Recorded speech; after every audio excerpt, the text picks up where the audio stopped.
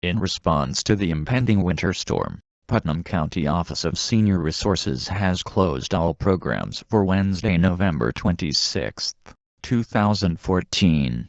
This includes senior transportation, adult daycare and a nutrition program including homebound meals.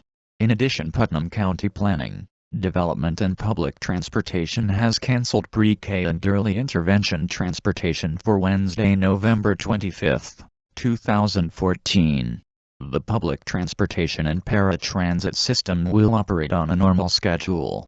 County Executive Mary Ellen Odell will continue to monitor the weather and provide updates to the public as the storm progresses. Our crews are prepared to respond to this storm, County Executive Odell said. We are hoping the storm will quickly move out of our area, but we are committed to maintaining our vital transportation system.